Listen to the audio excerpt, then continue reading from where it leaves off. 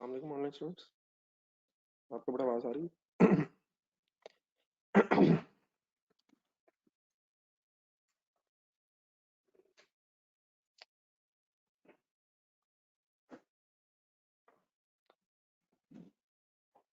ये बड़ा question number 9 तक आप लोगों ने कंप्लीट कर लिया।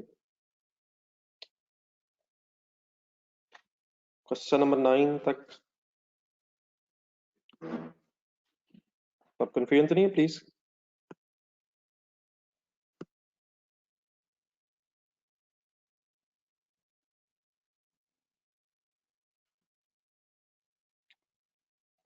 चले सर, जो कल बात कर रहे थे वो भी थोड़ी सी रह गई थी, वो कंप्लीट नहीं हुई थी। तो आप लोग उसी पेज पे आ जाए जिस पेज पे हम थे, वहीं से स्टार्ट करेंगे। हम लोग जरा डिफरेंशिएट कर रहे थे कि प्रोडक्ट कॉस्ट और पीरियड कॉस्ट में क्या डिफरेंस है। तो थोड़ी सी बात मेरी अभी कंप्लीट नहीं हो सकी थी। तो प्रोडक्ट कॉस्ट मैंने ये कहा था, प्रोडक्ट कॉस्ट मीन्स गुड्स को बनाने की कॉस्ट। तो गुड्स को बनाने की कॉस्ट, मटेरियल, लेबर, ओवरहेड्स हम बोलते हैं। तो अभी तक जो हमने पढ़ा हुआ है वो ये है कि ओवरहेड्स मींस वेरिएबल ओवरहेड्स भी और फिक्स्ड ओवरहेड्स भी। तो ये जो मैंने एक वर्ड लिखा था, एब्जॉर्प्शन कॉस्टिंग, एब्जॉर्प्शन कॉस्टिंग में जो अपने फर्स्ट इनकम स्टेटमेंट बनाई थी उसमें हमने direct material, direct labour, variable overheads, fixed overheads को कंबाइन करके अपनी cost of goods manufactured complete की थी। ठीक है, तो इस तरह से अगर कॉस्ट अकाउंटिंग में इनकम स्टेटमेंट बनाए, जो हम रूटीन में भी बनाते हैं, तो काइंडली जरा अपना पेज भी पिछले पेज पे रहेगा। तो इस तरह से अगर इनकम स्टेटमेंट बनाएंगे कॉस्ट अकाउंटिंग में, तो इसको फिर कहते हैं कि ये एब्जॉर्प्शन कॉस्टिंग टेक्निक से बनी है। इसमें क्या हुआ है, मटेरियल, लेबर और वेरिएबल ओवरहेड्स के साथ साथ फिक्स्ड ओवरहेड्स को भी हमने प्रोडक्ट कॉस्ट का पहले पार्ट बनाया, फिर उसकी बेस पे स्टॉक की वैल्यूएशन की है। ठीक है, तो this style of preparing income statement is called as absorption costing style of preparing income statement, absorption costing. तो इसके साथ काइंडली आप भी ब्रैकेट्स में वर्ड लगा लेंगे। तो एक लफ्ज है फिक्स्ड ओवरहेड्स अब्जॉर्ब रहे हैं प्रोडक्शन कॉस्ट में, तो वहां से एक वर्ड अब्जॉर्प्शन कॉस्टिंग निकला। ठीक है, यहाँ तक बात समझ आ गई। कल जरा साथ साथ रिस्पॉन्ड रखिएगा, ताकि अगर कोई चीज कंफ्यूजन क्रिएट कर रही है तो मैं एक्सप्लेन कर दूं। तो साथ साथ रहेगा भी बात, मैं कंप्लीट कर लूं पहले।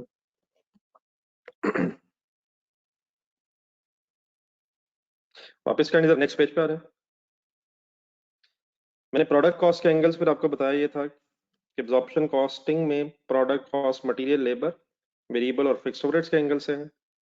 लेकिन जो दूसरा स्टाइल कल हमने इनकम स्टेटमेंट बनाने का शुरू किया था, उसको फिर पहले डिफाइन ही कर लें, उसका नाम भी रख लें। इसके साथ पिछले पेज पर जाएंगे। तो इस इनकम स्टेटमेंट को, जिसमें वेरिएबल और फिक्स की क्लासिफिकेशन अलग अलग की जाती है, तो उसका फिर नाम होता है मार्जिनल कॉस्टिंग। अब मार्जिनल जो वर्ड है ये बेसिकली वेरिएबल के एंगल से है, तो वेरिएबल कॉस्टिंग, मार्जिनल, दोनों वर्ड लिख लीजिएगा। कॉमनली यूज वर्ड है मार्जिनल कॉस्टिंग, लेकिन मार्जिनल वेरिएबल के सेंस में वर्ड यूज किया जाता है। तो इसमें क्या है कि सिर्फ वेरिएबल कॉस्ट है, वेरिएबल प्रोडक्शन कॉस्ट, वो प्रोडक्ट कॉस्ट कंसिडर होती है। तो इसका जरा नाम लिख लीजिएगा, फिर कंटिन्यू नेक्स्ट पेज पे आ जाएगा और सेंटेंस पहले पूरा करना। तो इन मार्जिनल कॉस्टिंग,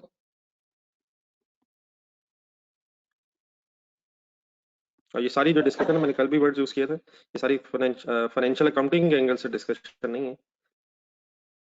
कॉस्ट अकाउंटिंग में इनकम स्टेटमेंट बनाने की दो टेक्निक्स हैं, एब्जॉर्प्शन कॉस्टिंग टेक्निक भी है, मार्जिनल कॉस्टिंग टेक्निक भी है। इसके ऊपर अपने एडवांटेजेस, डिसएडवांटेजेस, वो जैसे जैसे फिर जरूरत पड़ेगी ऐसा हम साथ साथ एक्सप्लेन करते रहेंगे। तो मार्जिनल कॉस्टिंग में क्या होता है, प्रोडक्ट कॉस्ट मींस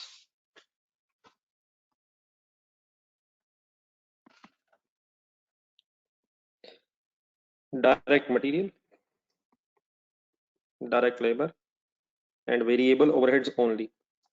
ठीक है, इस केस में फिर फिक्स्ड ओवरहेड्स का क्या होता है वो अपने मैं भी बात में बताता हूँ। तो बेसिक डिफरेंस क्या है कि फिक्स्ड ओवरहेड्स जो है वो एब्जॉर्प्शन कॉस्टिंग में तो प्रोडक्ट कॉस्ट का हिस्सा है, लेकिन मार्जिनल कॉस्टिंग के एंगल से फिक्स्ड ओवरहेड्स को प्रोडक्ट कॉस्ट कंसिडर नहीं किया जाता।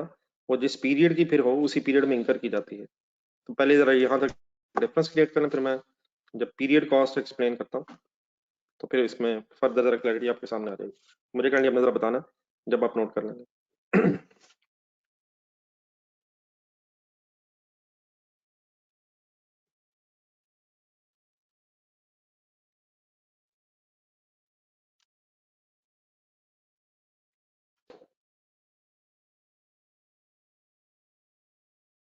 फिक्स्ड ओवरहेड्स असल में जो होते हैं ये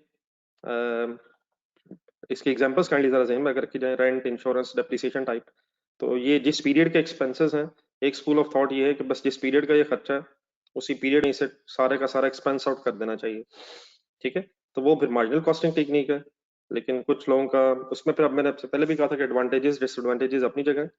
अब इसमें गलत सही वाली बात नहीं है कि एब्जॉर्प्शन कॉस्टिंग टेक्निक सही है या मार्जिनल कॉस्टिंग टेक्निक ठीक है, दोनों अपनी अपनी जगह ठीक है। इसमें कुछ डिफरेंस ऑफ ओपिनियन इस एंगल से है कि फिक्स कॉस्ट जो है, जो लोग मार्जिनल कॉस्टिंग पे एम्फोसाइज करते हैं वो ये कहते हैं कि फिक्स कॉस्ट का क्योंकि बेनिफिट उसी साल का है। फॉर एग्जांपल अगर रेंट है तो रेंट का बेनिफिट अगर आपने इस साल का रेंट पे किया तो उसका नेक्स्ट ईयर बेनिफिट नहीं मिलेगा। इंश्योरेंस अगर पर एनम है तो उसका बेनिफिट भी आपको नेक्स्ट ईयर नहीं मिलना है। तो इसलिए इन कॉस्ट को जिस पीरियड में इंकर हो रही है उसी पीरियड में एक्सपेंस आउट कर देना चाहिए। लेकिन एब्जॉर्प्शन कॉस्टिंग में जो लोग फॉलो करना चाहते हैं वो ये आर्ग्यू करते हैं कि जिस तरह मटेरियल लेबर ओवरहेड्स जो हैं, वेरिएबल ओवरहेड्स, ये गुड्स को बनाने का खर्चा है, इसलिए इसी तरह फैक्ट्री में जो फिक्स्ड ओवरहेड्स हैं उन्हें भी प्रोडक्ट कॉस्ट ही बनाया जाए। ठीक है, तो ये डिफरेंस ऑफ ओपिनियन है, इसमें कोई गलत सही वाली बात ऐसे इस वक्त नहीं हो रही है। तो बहरहाल यहाँ तक डिफरेंस क्लियर हो गया। अब जरा एक मिनट पिछले पे आए जरा।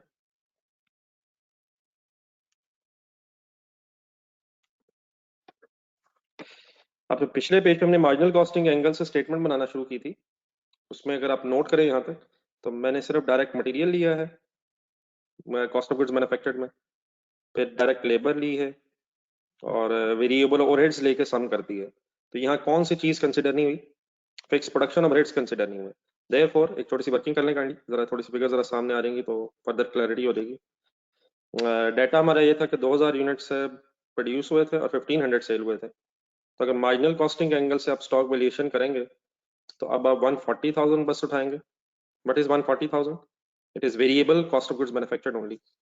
ठीक है, और इसे डिवाइडेड बाय 2000 करें तो पर यूनिट वेरिएबल कॉस्ट ही आएगी, और 500 से मल्टीप्लाई जब आप करेंगे तो अब इन 500 यूनिट्स को सिर्फ वेरिएबल कॉस्ट के एंगल से बस मेजर किया जा रहा है।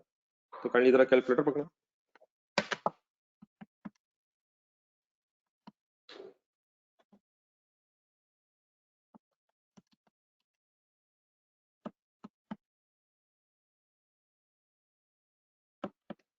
कल भी एक छोटी सी वर्किंग हुई थी, अब जरा फिगर्स काइंडली जरा रिलेट रखिएगा, साथ साथ बात जरा रिलेट करके समझते जाएंगे। ये फिगर बनेगी 35,000। ठीक है, पिछले पे अगर डाटा से कंपेयर जाए, बस ठीक है, फिगर्स आ गई आपकी। साथ साथ कंपैरिजन रखें जरा। अब्जॉर्प्शन कॉस्टिंग से जब हमने वर्किंग की थी यही क्लोजिंग स्टॉक की फिगर 62,500 आई थी। ठीक है, तो ये 62,500 की बजाय 35,000 क्यों हो गई है? जरा दोबारा अपने सामने कैलकुलेशन रख लीजिएगा। 500 बटा यूनिट से और 55 रुपीज पर यूनिट एक फिक्स ओवरहेड से। तो काइंडली सॉल्व करेंगे आप, तो 500 into 55 is equal to 27,000। 500 into 55 means 27,500 ही बनता है। तो असल इशू ये है, कंसंट्रेशन सब मेरे वर्ड सुने, ये जो अब्जॉर्प्शन कॉस्टिंग वाला क्लोजिंग स्टॉक है उसमें क्योंकि फिक्स प्रोडक्शन ओवरहेड्स भी प्रोडक्ट कॉस्ट ट्रीट हुए हैं, देयरफॉर फिर इसमें फिक्स प्रोडक्शन ओवरहेड्स आ रहे हैं। लेकिन मार्जिनल कॉस्टिंग में प्रोडक्ट कॉस्ट सिर्फ डायरेक्ट मटेरियल, डायरेक्ट लेबर और वेरिएबल ओवरहेड्स है। देयरफॉर फिर यहाँ क्लोजिंग स्टॉक में फिक्स प्रोडक्शन ओवरहेड्स कंसिडर नहीं हुए एज प्रोडक्ट कॉस्ट, और उनका फिर क्या होना है वो फिर मैं भी कंप्लीट करता हूँ तो आपके सामने बाकी सारी चीजें भी आ जाएंगी। ठीक है, तो what is the only difference in the stocks? Because of fixed production cost is treated as a product cost in case of absorption costing, और marginal costing में variable production cost ही सिर्फ product cost का हिस्सा है। therefore ये closing stock की अब amounts different है, और अगर अभी closing stock की amounts different है तो बाकी फिर इंशाल्लाह अभी जब figures आपके सामने आएंगी तो क्या प्रॉफिट एग्जैक्टली सेम होना चाहिए या डिफरेंट होना चाहिए वो फिर मैं अभी फर्दर आपके सामने एक्सप्लेन करता हूँ। तो यहाँ तक जरा काइंडली कोई कन्फ्यूजन अब रह गई है तो पहले वो जरा डिस्कस कर लेते हैं। कुछ लोग जरा आगे जाना चाह रहे हैं, वो मेरे ख्याल इस तरह से सही तरीका नहीं है। पहले यहाँ तक क्लियर कर लें, बाकी मैं बात अपनी कंप्लीट कर लूंगा तो इंशाल्लाह फिर अगर कोई कन्फ्यूजन रहेगी तो वाइंड अप करेंगे। यहाँ तक की वर्किंग ठीक है आप सबको? अब डेफिनेटली नई चीजें हैं उसमें, थोड़ा सा समझने के लिए भी, समझाने के लिए भी हमें ज़रा टाइम रिक्वायर्ड है, तो साथ साथ चलेंगे तो इंशाल्लाह वर्किंग करेंगे। जी सर, आप आ जाएं, जरा एक और कैलकुलेशन करें। 70,000 प्लस 50,000 और 20,000 ये जो हुआ था मार्जिनल कॉस्टिंग में, तो इसका 140 सम बना था। It is variable cost of goods manufactured, opening stock नहीं था बीच हमारी डिस्कशन में, तो अब माइनस 35,000 अगर आप कर देंगे 140 में से, क्लोजिंग स्टॉक माइनस कर दें कॉस्ट ऑफ गुड्स मैन्युफैक्चर्ड में से, आंसर आएगा हमारा 105,000। ऑब्वियसली अगर ओपनिंग स्टॉक्स भी होते तो ओपनिंग स्टॉक ऐड होके variable cost of goods manufactured में जस्ट लाइक जिस तरह पहले होता है। तो अब ये क्या है 105,000, सही वर्ड्स अपने जहन में लाते रहिएगा। ये है वेरिएबल कॉस्ट ऑफ सेल, जो ऊपर हमने हेडिंग लिखी थी। तो variable cost of sale is the difference between in this case 140,000 variable cost of goods manufactured and minus closing stock। ठीक है, अब यहां तक काइंडली सॉल्व करें। 2,25,000 सेल थी और उसमें से अगर closing sorry variable cost of sale minus की जाए तो काइंडली प्लीज साथ साथ अब रहेगा 2,25,000 माइनस 1,05,000 इज इक्वल टू 1,20,000। अब ये बेटा 1,20,000 है, ये सेल में से सिर्फ variable cost of sale less करके आ रहा है। ऑब्वियसली अब ये फिगर इस ग्रॉस प्रॉफिट से डिफरेंट है, साथ साथ कंपैरिजन रखें काइंडली। इस ग्रॉस प्रॉफिट से ये डिफरेंट क्यों है? क्योंकि ग्रॉस प्रॉफिट की वर्किंग करते हुए तो हमने फिक्स प्रोडक्शन कॉस्ट को भी लिया था और फिर उसका इफेक्ट जो था वो क्लोजिंग स्टॉक पे भी आ रहा था। तो ऑब्वियसली क्योंकि अब हमने फिक्स प्रोडक्शन कॉस्ट को भी कंसिडर ही नहीं किया तो इस फिगर ने डिफरेंट आना था। तो अब इस फिगर का जो ये जो फिगर डिफरेंट है ये है sale minus cost of sale, sale minus variable cost of sale. तो देयरफॉर अब इसका नाम भी कोई नया होना चाहिए, तो ये ग्रॉस प्रॉफिट फिगर नहीं कहलाती, इसका फिर जो नाम है वो आप फर्स्ट टाइम सुनेंगे, देयरफॉर आपके लिए जरा नया है, लेकिन साथ लिखें काइंडली।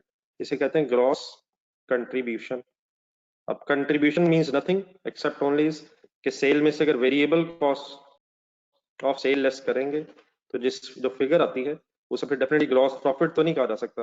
अब प्रॉफिट वर्ड हम बहुत दफा सुन चुके हैं, इसलिए हम जरा यूज टू हो गए, तो कंट्रीब्यूशन हमारे लिए एक नया लफ्ज है। इंशाल्लाह जैसे जैसे हम इसको भी सुनते रहेंगे तो यूज टू हो जाएंगे। मीन्स टू से contribution means nothing except only it is a calculation which is a difference between sales minus variable cost of sale।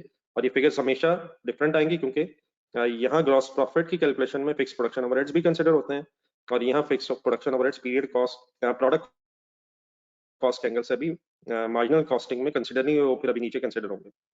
ठीक है, तो यहाँ तक सॉल्व करना था, नाम एक नया है, नथिंग एल्स। तो gross contribution is the difference between sale minus variable cost of sale, variable cost of sale. Note कर लिए?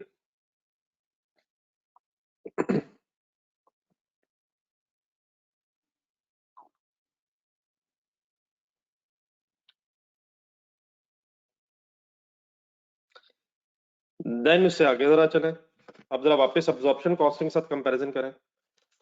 हमने डायरेक्ट मटेरियल ले लिए, डायरेक्ट लेबर ले ली है, वेरिएबल ओवरहेड्स ले लिए हैं। मैंने फिर आपसे कहा था कि इस style of preparing income statement में मार्जिनल कॉस्टिंग में पहले वेरिएबल कॉस्ट पूरी करनी है, तो देन फिर उसके बाद वेरिएबल सेलिंग कॉस्ट आती है।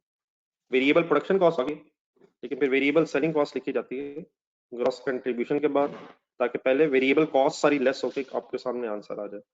तो नेक्स्ट लिखेंगे वेरिएबल सेलिंग एडमिन कॉस्ट। तो style of preparing income statement में वेरिएबल कॉस्ट पहले सारी और फिर फिक्स कॉस्ट आपके सामने अभी एंड में आएंगी। डाटा वही है, 1500 यूनिट सोल्ड है हमारे यहाँ और 5 रुपीज पर यूनिट सोल्ड है, तो figure will remain same. 1500 into 5, 7500। What is the name of 7500? Kindly जहां जहां भी आप वर्किंग कर रहे हैं प्लीज साथ साथ जरूर बोलें 7500। What is the name of this 7500?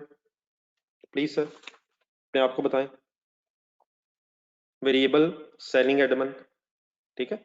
और यहाँ फिर एक और टोटल होगा 120,000 ग्रॉस कंट्रीब्यूशन माइनस 7,500, ये फिगर आएगी आपकी 112,500। तो 112,500 फाइन कहलाती है फिगर, ग्रॉस की जगह सॉरी नेट कंट्रीब्यूशन। तो कंट्रीब्यूशन असल में डिफरेंस है between sale and variable cost, लेकिन अगर सेल में से सिर्फ variable cost of sale less करेंगे तो इनिशियली पहले ग्रॉस कंट्रीब्यूशन कैलकुलेट होगी और उसमें से फिर रिमेनिंग वेरिएबल कॉस्ट भी, selling Edmund non production variable cost भी लेस कर दें, तो finally net contribution word use होता है। Why not gross profit? क्योंकि ग्रॉस प्रॉफिट की कैलकुलेशन में फिक्स्ड प्रोडक्शन कॉस्ट भी प्रोडक्ट कॉस्ट का पार्ट बनती है और यहाँ भी कोई फिक्स प्रोडक्शन कॉस्ट नहीं, इसलिए जरा वर्ड्स डिफरेंट है ताकि सेग्रीगेशन हो सके इन फिगर्स का, अलग नाम डिफाइन हो सके। ठीक है जी, नोट हो गया यहाँ तक?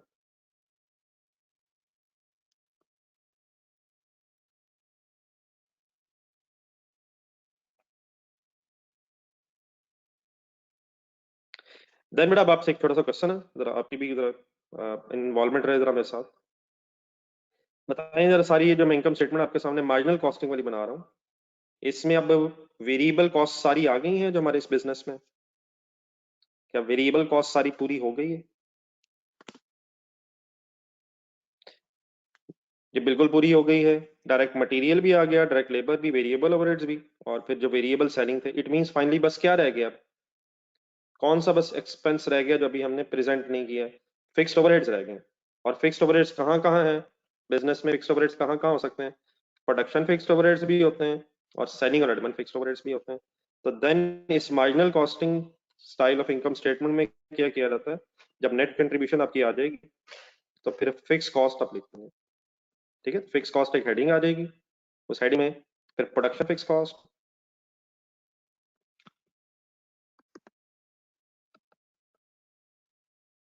What is the production fix cost? वही 110।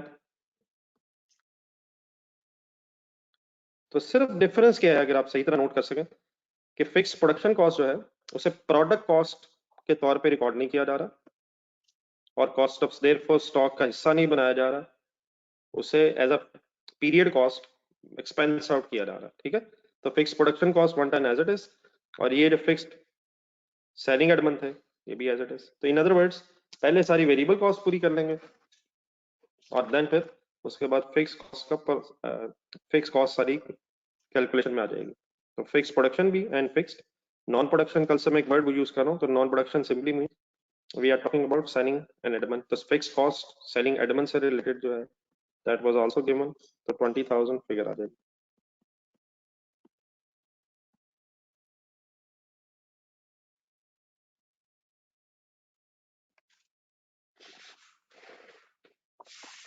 ठीक है जी, तो प्लीज यहाँ तक फाइनली आंसर निकालें और परेशान ना होइएगा कि नेगेटिव आंसर आ रहा, जो आंसर आ रहा है आने दो। डेफिनेटली अगर सम करें फिक्स कॉस्ट का तो सम ऑफ फिक्स कॉस्ट इज 130,000, लेकिन फाइनली नेट प्रॉफिट तक आना तो 1,12,000, 1,12,500 माइनस 1,30,000। तो परेशान हुए बगैर लिखिएगा, नेगेटिव फिगर आ रही है तो क्यों आ रही है वो भी मैं डिस्कस करता हूँ। क्या आप एब्जॉर्प्शन कॉस्टिंग और मार्जिनल कॉस्टिंग में प्रॉफिट डिफरेंट होगा? अगर होगा तो क्यों होगा ये मैं खुद एक्सप्लेन करता हूँ। नेगेटिव फिगर है, ये नेट लॉस है।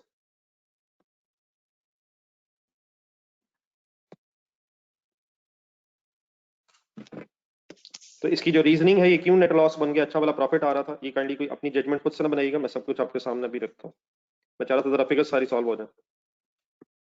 तो इसमें ये कोई साइंस नहीं है, ऐसी कोई लॉजिक अपनी तरफ से ना बना लीजिएगा कि एब्जॉर्प्शन कॉस्टिंग में नेट प्रॉफिट आता है और मार्जिनल कॉस्टिंग में नेट लॉस आता है। ये कोई साइंस नहीं है, ऐसी कोई बात नहीं है। ये ऐसे हो क्यों गया है ये मैं अभी खुद से एक्सप्लेन करता हूँ। आपसे जरा रिक्वेस्ट है, जरा मुझे ये बता दें, आप लोगों ने अगर नोट कर लिया तो।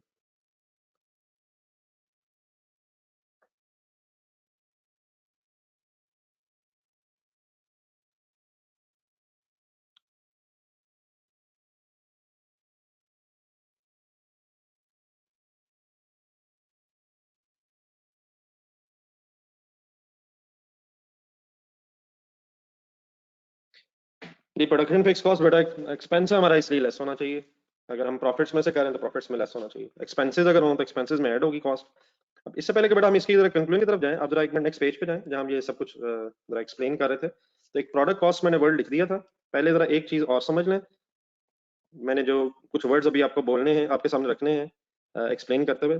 तो एक लफ्ज तो हो गया फाइनल प्रोडक्ट कॉस्ट, एक दूसरा लिखेगा जरा पीरियड कॉस्ट।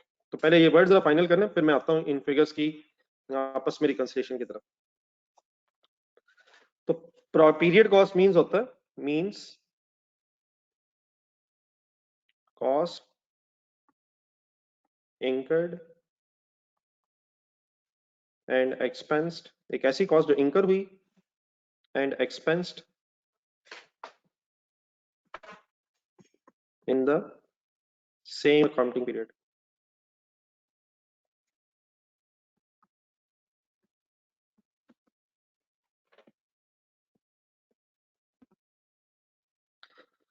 एक ऐसी कॉस्ट जो इंकर होके उसी अकाउंटिंग पीरियड में एक्सपेंस्ड भी हो जाए, एक्सपेंस आउट भी हो जाए। जी उबैद अगर हम थोड़ा सा जरा टाइम अपने आप को और दे दें, मेरा ख्याल है शायद आप बात सही कर रहे हैं, लेकिन मैं कुछ वर्ड्स और फिगर्स के साथ आपके सामने रखूंगा।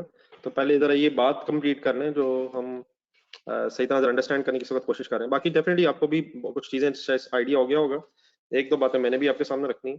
तो एक मिनट जरा अगर हम पहले जरा डेफिनेशंस वगैरह पूरी कर लें अपनी। तो पीरियड कॉस्ट मींस वो कॉस्ट होती है जो जिस पीरियड में इंकर हुई है उसी पीरियड में एक्सपेंस आउट भी हो जाए। तो ऐसी कॉस्ट जो इंकर होते ही एक्सपेंस आउट हो जाती है उसे पीरियड कॉस्ट कहते हैं। नोट कर लिए?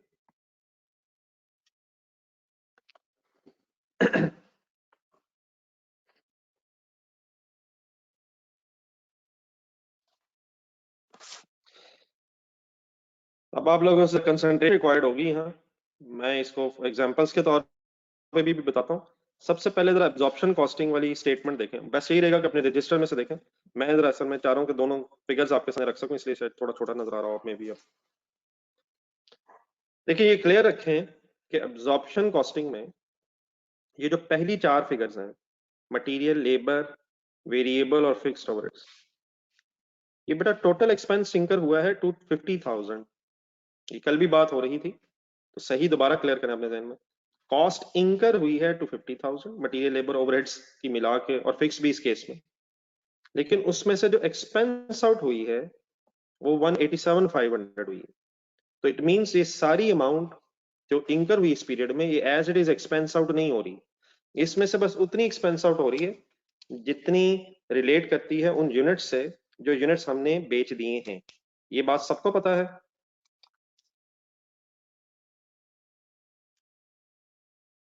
आपसे ओपिनियन चाहिए इस पर। तो इसका मतलब ये वाली जो चार फिगर्स हैं ये तो प्रोडक्ट कॉस्ट है, यहाँ भी ये प्रोडक्ट कॉस्ट है, ठीक है। लेकिन जरा नीचे आए, ये जो फिगर्स हैं, ये जो नीचे फिगर्स हैं एडमन सेलिंग के नाम से, चाहे वेरिएबल हो या फिक्स हो, क्या ये इसी पीरियड में इंकर होके इसी पीरियड में एक्सपेंस आउट हो रही हैं? इसी पीरियड में इंकर होके इसी पीरियड में एक्सपेंस आउट हो रही हैं। तो ये जो एडमिन और सेलिंग एक्सपेंसेस हैं ये पीरियड कॉस्ट कहलाते हैं। इसका कोई ताल्लुक स्टॉक से नहीं है, ये जिस पीरियड का खर्चा है उसी पीरियड में सारा का सारा एक्सपेंस आउट हो जाएगा, ठीक है। तो एब्जॉर्प्शन कॉस्टिंग में फुल कंसंट्रेशन से, मेरे वर्ड्स फाइनली सुने, मैं भी लिखता भी हूँ।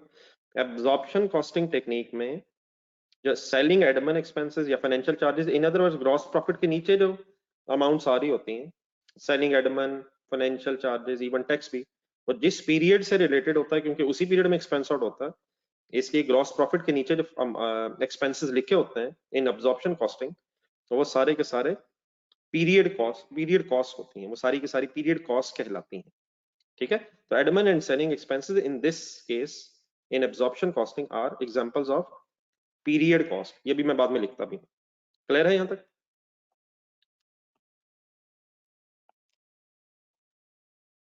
अब एक सेकंड के लिए आ जाए जरा मार्जिनल कॉस्टिंग की तरफ। मार्जिनल कॉस्टिंग में सिर्फ ये जो तीन चीजें हैं, कौन कौन सी बोलना है जरा एक दफा बोलना है। डायरेक्ट मटेरियल, डायरेक्ट लेबर और वेरिएबल ओवरहेड्स, इसकी बेस पे स्टॉक्स मैयर हो रहे हैं। तो देयरफॉर ये तीन चीजें जो मैंने ऊपर लिखा भी था, तो ये तीन चीजें डायरेक्ट मटेरियल, डायरेक्ट लेबर और वेरिएबल ओवरहेड्स, ये प्रोडक्ट कॉस्ट है इन केस ऑफ मार्जिनल कॉस्टिंग, और बाकी वेरिएबल सेलिंग एडमन हो, फिक्स सेलिंग एडमन हो, और जो सबसे इंपॉर्टेंट चीज है वो ये है कि ये जो फिक्स प्रोडक्शन कॉस्ट है, इसको भी अगर हमने अलग प्रेजेंट किया है तो अब इसका भी कोई ताल्लुक हमारे स्टॉक से नहीं रहा। अब हमारे स्टॉक में इस फिक्स प्रोडक्शन ओवरहेड की कोई अमाउंट नहीं है। इट मींस क्लोजिंग स्टॉक की इस अमाउंट में फिक्स प्रोडक्शन ओवरहेड्स ना होने की वजह से अब fix production overheads next period में ट्रांसफर नहीं होंगे। तो इसमें फिक्स प्रोडक्शन कॉस्ट भी पीरियड कॉस्ट के तौर पे ट्रीट हुई है। सेलिंग एडमिन एक्सपेंसेस तो यहां भी पीरियड कॉस्ट ही हैं, उनका भी स्टॉक से कोई ताल्लुक नहीं है, लेकिन in addition to that marginal costing में फिक्स प्रोडक्शन ओवरहेड्स भी पीरियड कॉस्ट होते हैं। तो what is the only major difference between the absorption costing and the marginal costing? Absorption costing में fixed production overheads is a product cost और therefore उसका हिस्सा फिर क्लोजिंग स्टॉक की अमाउंट में भी आता है, लेकिन marginal costing में fixed production overheads is a period cost just like selling and admin expenses। ठीक है, यहां तक कुछ वर्ड समझ आते हैं? बाकी मैं फिर अभी ये जो मैंने बोला है मैं आपके सामने सेंटेंसेस लिखता हूँ।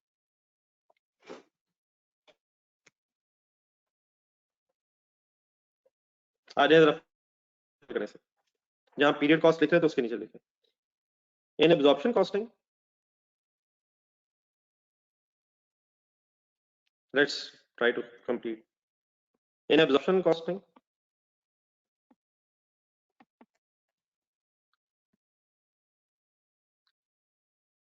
selling admin expenses,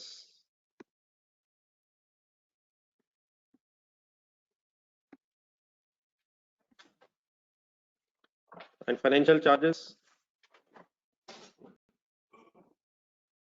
टैक्स भी अगर इन्वॉल्व करना चाहें तो वो भी हो सकता है, are examples of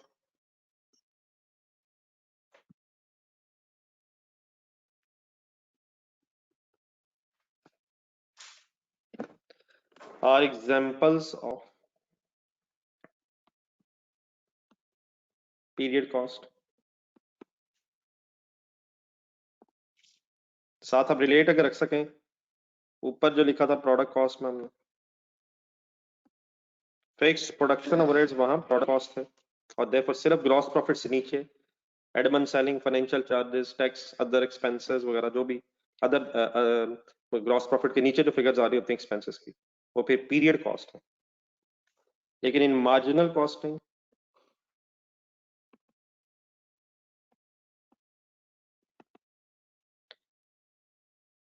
selling admin expenses and financial charges are example of period cost. ये परसेंटेज पहले इसी तरह लिख लेते हैं मेरा ख्याल, ताकि जरा एक सिमिलरिटी भी सामने आ जाए।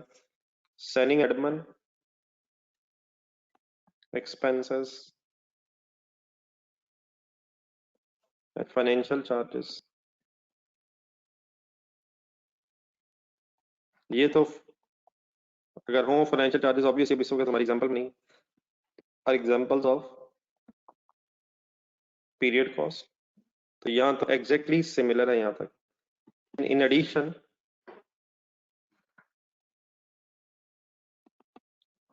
फिक्स्ड प्रोडक्शन ओवरहेड्स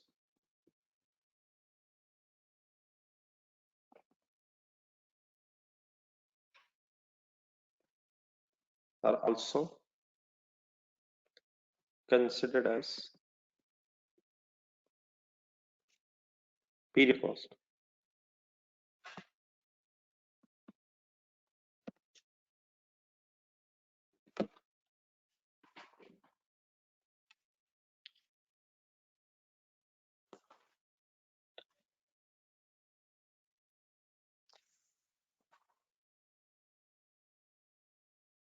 कैंडी आपने जरा बताना है जब आप नोट कर लेंगे।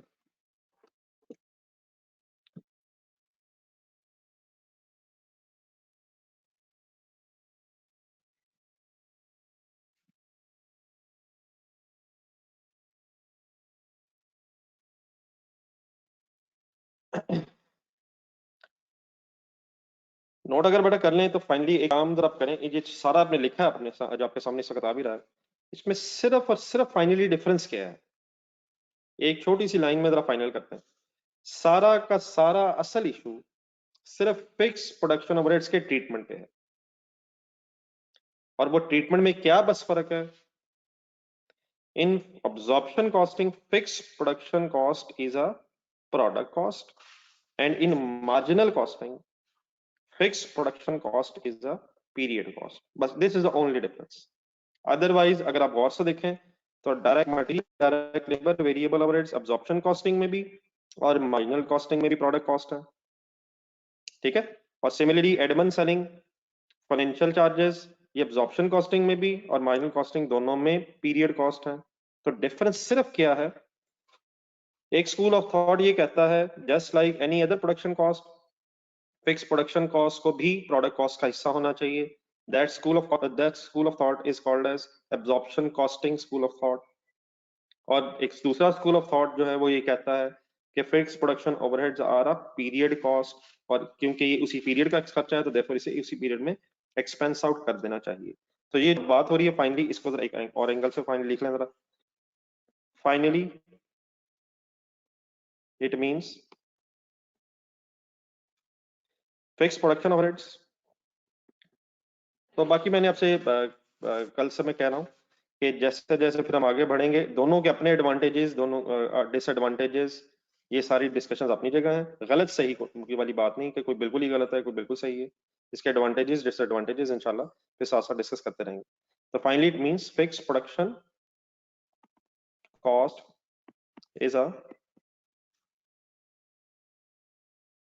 Product cost. बट देन ये मैं भी आप लोगों से यही रिक्वेस्ट कर रहा था, रादर देन कि आप लंबे लंबे सवाल टाइप करें, उससे फिर मुश्किल होगी आपको डेफिनेटली पूछने भी। और मैं भी जब बात अगर उस तरफ मैंने आना हो तो मुझे भी जरा डेफिनेटली एक सीक्वेंस में आपको बताना है। तो आपसे रिक्वेस्ट है कि पहले आप मेरी बात पूरी सुन लें, तो इंशाल्लाह जैसे मैं बात कह दूंगा कि मेरी कंप्लीट है, फिर अगर कोई कंफ्यूजन रह जाएगी तो इंशाल्लाह डिस्कस करेंगे। तो थोड़ा सा ज़रा टाइम इसलिए अब हमें रिक्वायर्ड है क्योंकि नई चीज़ आपके सामने आ रही है, तो उसको समझने समझाने में थोड़ा सा हमें टाइम रिक्वायर्ड है। तो finally it means fix production cost is a product cost in absorption costing,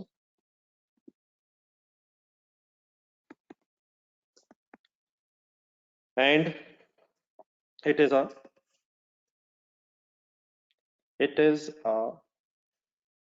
period cost in marginal costing, absorption costing। बाकी इंशाल्लाह जैसे जैसे हम प्रैक्टिस करेंगे तो ये इंशाल्लाह कोई इशू नहीं है। तो एक छोटा सा फॉर्मेट हमें समझ अब आ गया है, तो डिफरेंट क्वेश्चंस में डिफरेंट डाटा की बेस पर हम वर्किंग करते रहेंगे।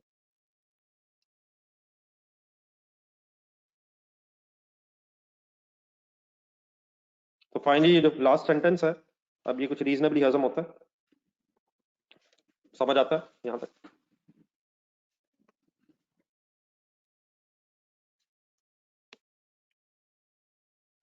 तो यहाँ तक जरा मुझे आपसे जरा रिस्पॉन्स चाहिए, अगर आप लोगों ने नोट कर लिया। कोई अगर लिख रहा है तो डब्ल्यू का मैसेज भेज दिया ताकि मैं जरा वेट कर लूँ। बहुत ज़्यादा टाइप करना भी रिक्वायर्ड, टाइप करवाना भी आपसे रिक्वायर्ड नहीं है। तो रह तो नहीं गए काइंडली कोई साहब?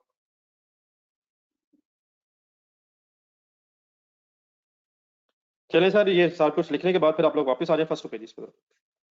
अब फर्स्ट टू पेजेस पे आ जाए, जरा हम ये एक एनालिसिस करें कि अब्जॉर्प्शन कॉस्टिंग में अच्छा भला प्रॉफिट था, तो ये मार्जिनल कॉस्टिंग में लॉस क्यों सामने आ गया है। ठीक है, तो रेडी है सारे? बस ठीक है, मतलब आप रिस्पॉन्ड रहने दे, जिन्होंने कर दिया था पहले रिस्पॉन्स वो रहने दे। तो जो लोग लिख रहे थे उनसे रिक्वेस्ट है, मेरे कुछ लोगों ने डब्ल्यू के मैसेज भेजे थे।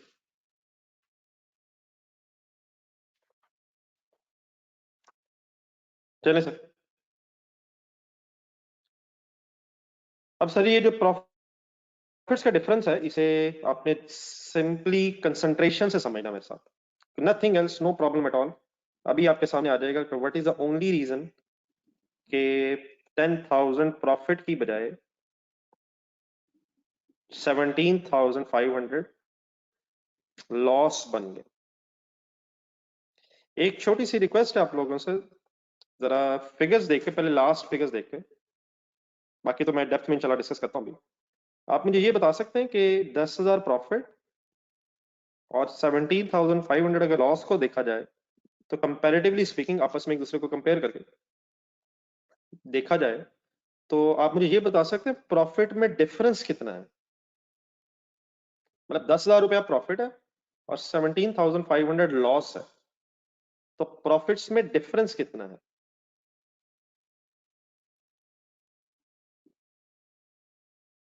नहीं बेटा, 7,500 डिफरेंस नहीं है। ये जो 7,500 कह रहे हैं, कहीं जरा दोबारा गौर से देखें।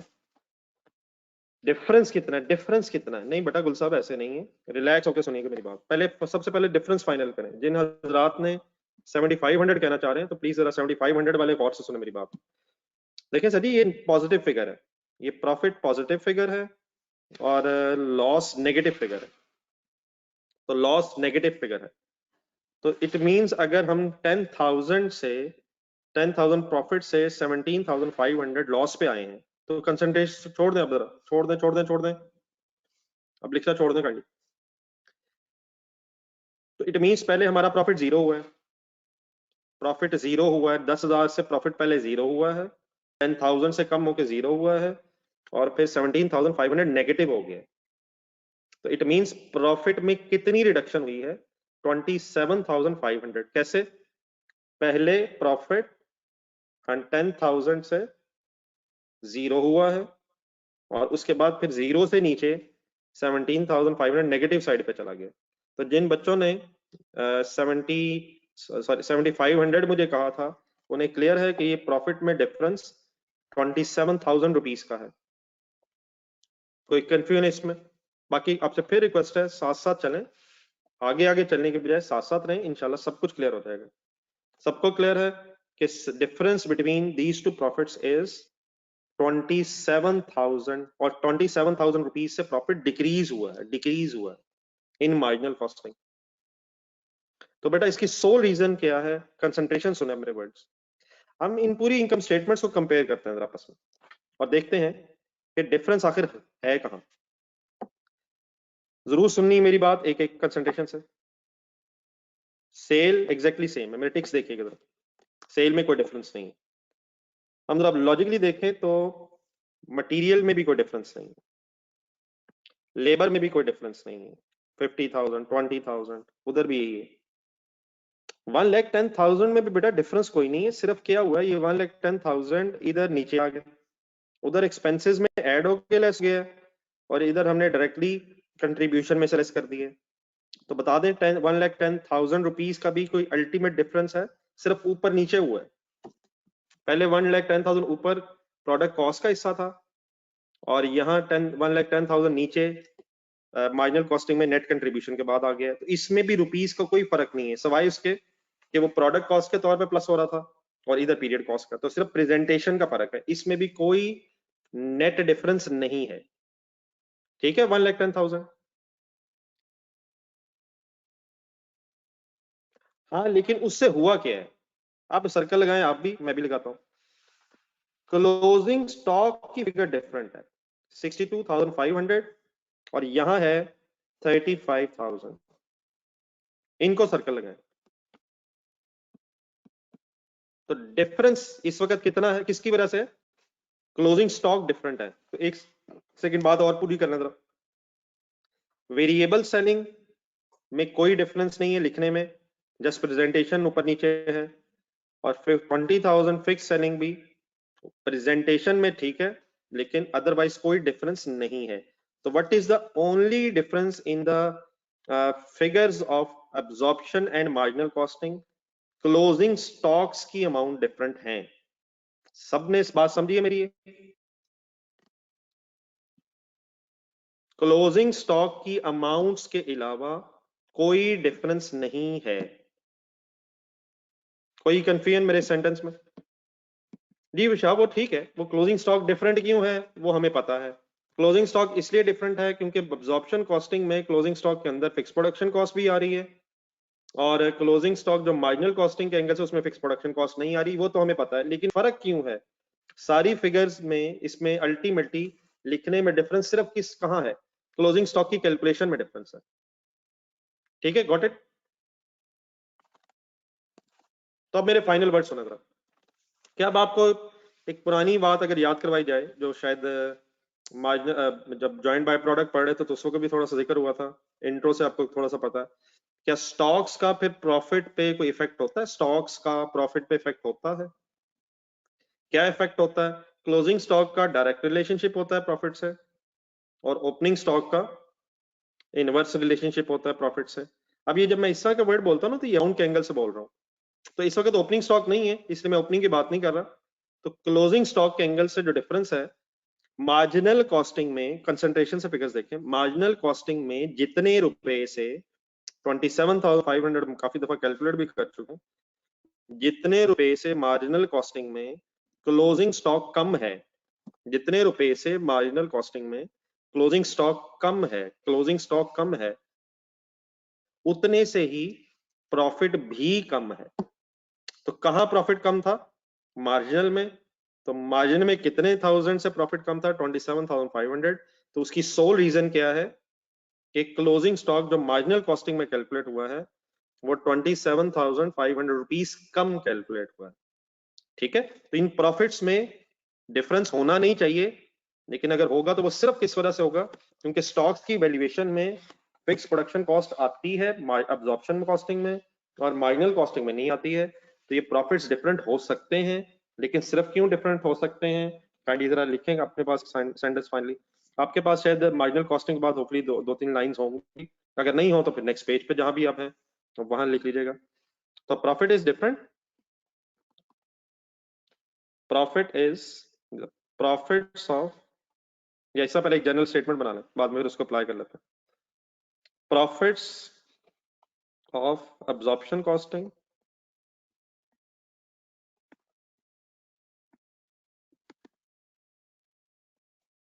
And marginal costing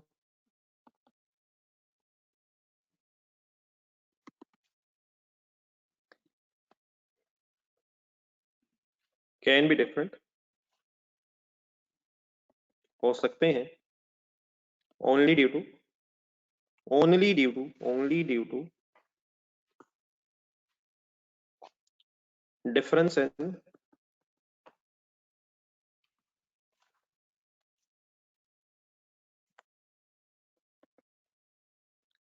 valuation of stocks. ठीक है, अब मैंने स्टॉक्स वर्ड लिखा है। फिलहाल हमारे इस डाटा में क्लोजिंग स्टॉक है, लेकिन अभी मैं बात करता हूँ कि अगर ओपनिंग स्टॉक भी होंगे तो ओपनिंग स्टॉक का भी फिर प्रॉफिट पे एक इनवर्स रिलेशनशिप बन जाता है। तो उससे फिर क्या होगा वो भी बात कर लेते हैं, लेकिन स्टॉक्स जनरली वर्ड लिखते हैं, ओपनिंग भी हो सकते हैं, क्लोजिंग भी हो सकते हैं। यही जो क्लोजिंग है, नेक्स्ट पीरियड में फिर ओपनिंग भी बनना है, तो मैं ओपनिंग के एंगल से भी बात बाद में रखता हूँ। तो in the given situation, in the above situation, in the above statements कह रहे हैं, in the above statements, in the above statements, closing stock as पर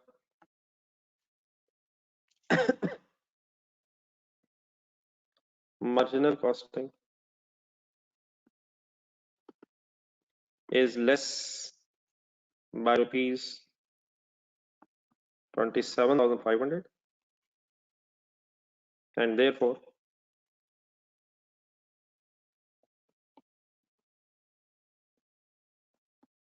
profit is also less by rupees, अब ये क्लियर रखिएगा, लेस बाय रुपीज 27,500 है, वो 10,000 positive से 17,500 नेगेटिव में कन्वर्ट हो गया। ठीक है, तो in above statements closing stock as per marginal costing is less, तो देयरफॉर प्रॉफिट भी कम है। और अगर अब्जॉर्प्शन के एंगल से देखें तो वहां क्लोजिंग स्टॉक 27,500 से ज्यादा है, देयरफॉर कंपैरेटिवली स्पीकिंग उसका प्रॉफिट भी ज्यादा है। तो डिफरेंस सिर्फ क्यों होता है इन प्रॉफिट्स में? स्टॉक्स की वजह से। और गिवन सिचुएशन में क्लोजिंग स्टॉक्स का इशू है, और क्लोजिंग स्टॉक अगर कम है, प्लीज डायरेक्ट रिलेशनशिप होता है, छोटी छोटी बातें ध्यान में रखनी चाहिए। तो closing stock has direct relationship, means अगर क्लोजिंग ज्यादा है अब्जॉर्प्शन में, प्रॉफिट भी ज्यादा है, और क्लोजिंग स्टॉक अगर कम है मार्जिनल में इस केस में, तो देयरफॉर प्रॉफिट भी कम है।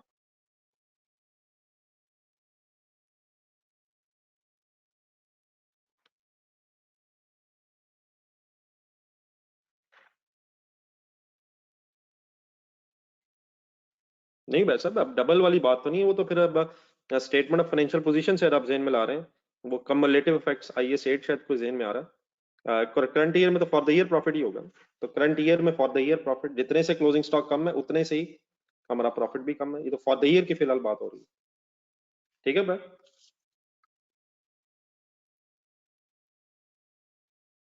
तो जितने से कम है उतने से ही कम होगा, ये डबल वाली बात यहाँ नहीं है। नहीं सर जी, ऐसे तो नहीं ना हुआ यार। क्या 55,000 से अल्टीमेटली स्टॉक में चेंज आया?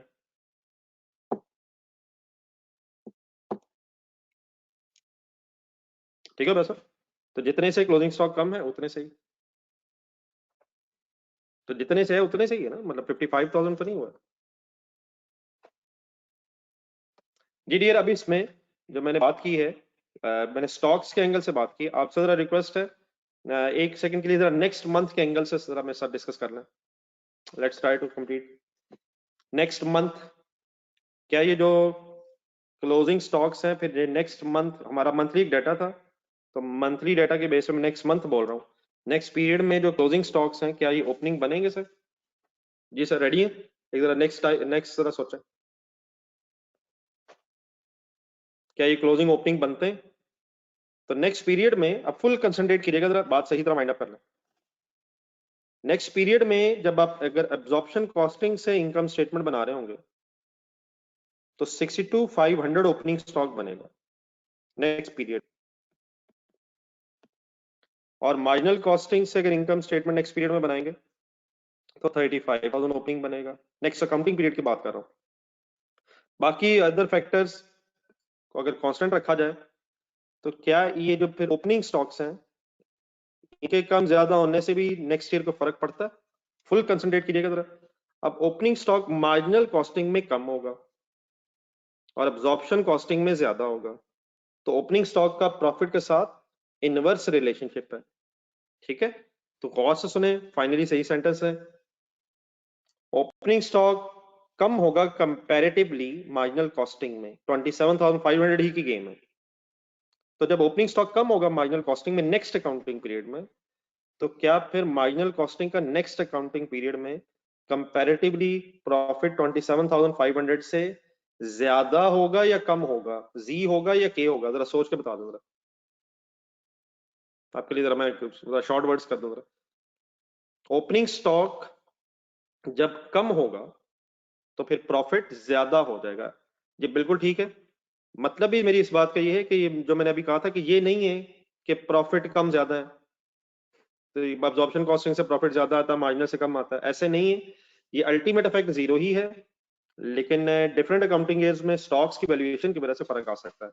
तो जो क्लोजिंग स्टॉक ज्यादा होने की वजह से, क्लोजिंग स्टॉक ज्यादा होने की वजह से अब्जॉर्प्शन कॉस्टिंग में इस पीरियड में प्रॉफिट ज्यादा आ रहा है, लेकिन नेक्स्ट अकाउंटिंग पीरियड में जब वही क्लोजिंग स्टॉक ओपनिंग बनेगा, तो वो ओपनिंग स्टॉक ज्यादा होने की वजह से अल्टीमेटली इफेक्ट आपस में आप कह लें सॉर्ट ऑफ नेट ऑफ हो जाएगा। ठीक है, ये बात क्लियर हो गई है? अब क्लियर हो गई है सब कुछ? कुछ रह तो नहीं का मसला?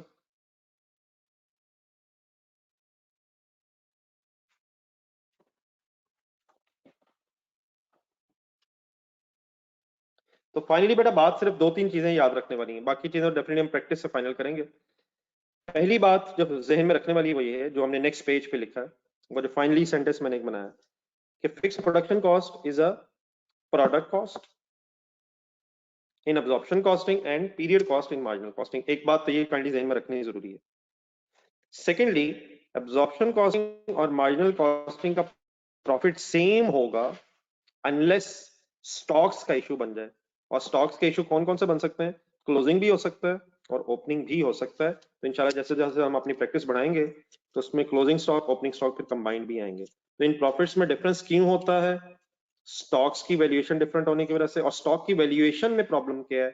अब्जॉर्प्शन कॉस्टिंग में स्टॉक के अंदर फिक्स प्रोडक्शन कॉस्ट भी period cost, sorry, product cost के एंगल से आ रही होती है। और मार्जिनल कॉस्टिंग में स्टॉक्स की वर्किंग में फिक्स प्रोडक्शन कॉस्ट इसलिए नहीं होती क्योंकि वो पीरियड कॉस्ट बन जाती है मार्जिनल कॉस्टिंग में। ठीक है, सबको पता है अभी जो फाइनली मैंने वर्ड्स बोले?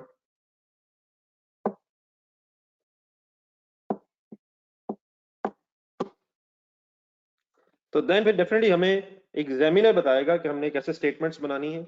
हमें दोनों तरीके से अब पता होना चाहिए, लेकिन इस वक्त अब आप काइंडली अपने जहन में लाएं कि हम पढ़ रहे थे वेरिएंस एनालिसिस। ठीक है, तो हम वेरिएंस में ही हैं अभी, लेकिन वेरिएंस एनालिसिस में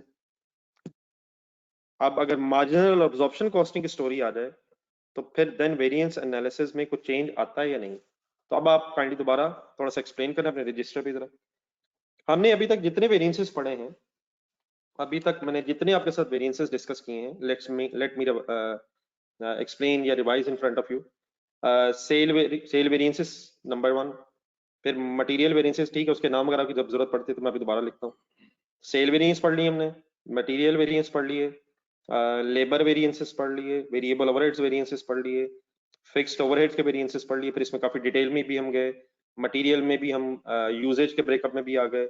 ठीक है, तो ये सारी बातें जो मैंने अभी तक आपके सामने रखी हैं, ये थी एब्जॉर्प्शन कॉस्टिंग के एंगल से। तो इन अदर वर्ड्स, अगर हमारा क्वेश्चन साइलेंट होगा, क्वेश्चन में कुछ नहीं बताया गया होगा, तो हम फिर एब्जॉर्प्शन कॉस्टिंग के एंगल से ये सारी वर्किंग्स करेंगे। लेकिन अगर हमें एग्जामिनर कहेगा कि company is using marginal costing instead of absorption costing, तो देन फिर अब हमने ये पढ़ना है कि अगर वेरियस एनालिसिस हो रहा हो और मार्जिनल कॉस्टिंग यूज हो रही है, तो देन कोई हमारे वेरिएंसेस में चेंज आता है, और अगर आता है तो क्यों आता है। ठीक है, तो हेडिंग बना लें, variance analysis in case of variance analysis if marginal costing is used।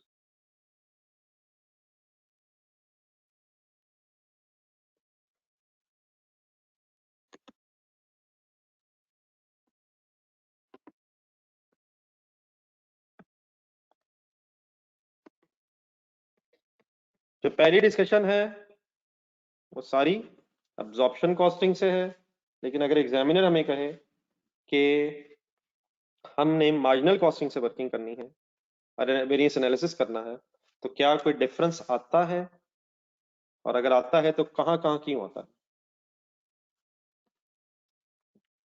बना ली हेडिंग।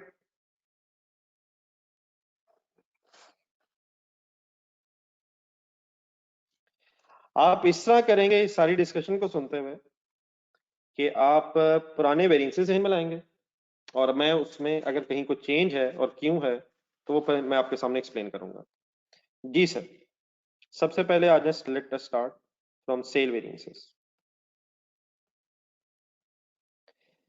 सेल वेरिएंस में price variance exactly same calculate होता है। What is the formula? Formula बोलते रहिए एक बार। Formula formula formula standard sale rate minus actual sale rate multiplied by actual quantity sold. ठीक है, तो ये एज इट इज है, tick means as it is है, means marginal costing absorption costing as it is है। दूसरा formula volume variance, sale volume variance. सब साथ है प्लीज।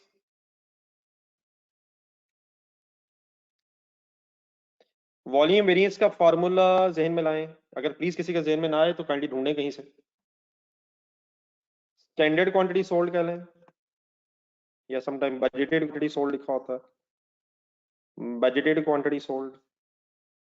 सेल वेरिएंसेस की बात कर रहा हूं अभी, मटेरियल पे आता हूं। Budgeted quantity sold minus actual quantity sold.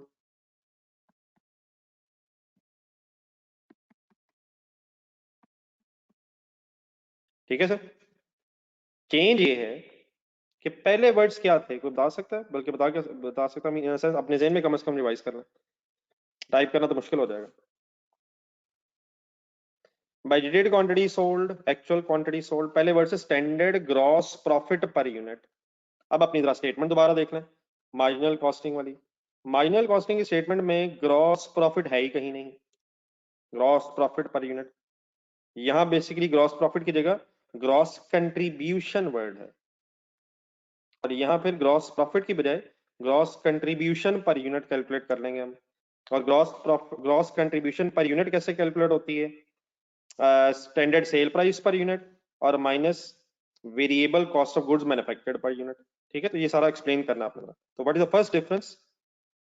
Standard gross profit per unit की बजाय standard gross contribution per unit.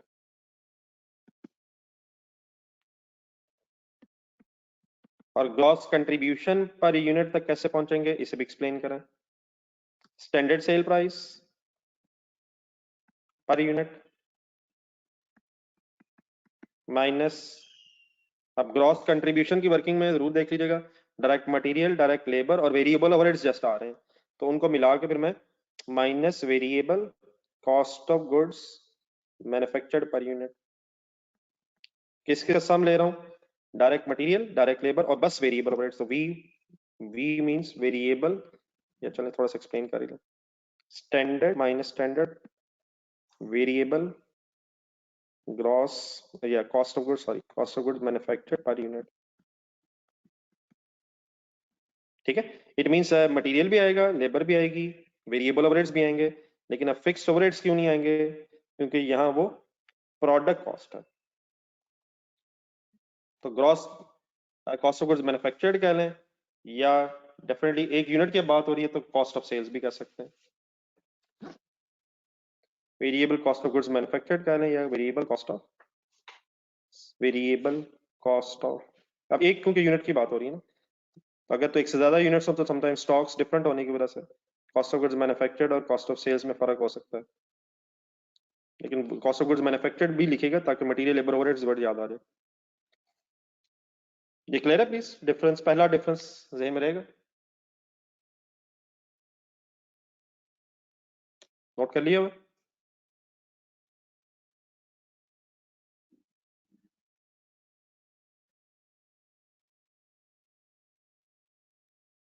चलें सर, देन सर अगर हम आगे चलें तो मटेरियल के वेरिएंसेस में कोई भी चेंज क्यों नहीं होना चाहिए? अपनी स्टेटमेंट्स हैं जो अभी आपने बनाई है, मटेरियल, लेबर और वेरिएबल ओवरहेड्स की प्रेजेंटेशन में कोई फर्क नहीं है, तो ये एग्जैक्टली सेम फिगर्स कैलकुलेट होती हैं मार्जिनल में भी और अब्जॉर्प्शन में भी, तो there is no difference in variances of material, labour and variable overheads. नाम मैं इसलिए लिख रहा हूं कि जस्ट एक रिवीजन हो जाएगा। तो रेट वेरिएंस या प्राइस वेरिएंस, यूजेज वेरिएंस, और यूजेज वेरिएंस का breakup, mix variance, yield variance, ये कुछ एज इट इज ही होता है जैसे अब्जॉर्प्शन कॉस्टिंग में होता है। लेबर में भी तो labour rate variance, labour efficiency variance, ये एज इट इज कैलकुलेट होंगे। ठीक है, वेरिएबल ओवरहेड्स, एक्सपेंडिचर वेरिएंस, सही वर्ड्स आप फाइनली याद रखें, और एफिशिएंसी वेरिएंस, ये भी सब एज इट इज है।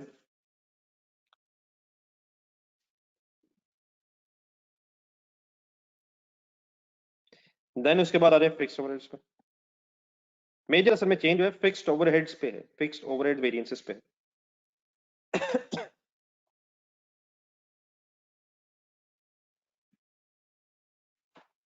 तो फिक्स ओवरहेड से करंट इकट्ठे हो जाएंगे।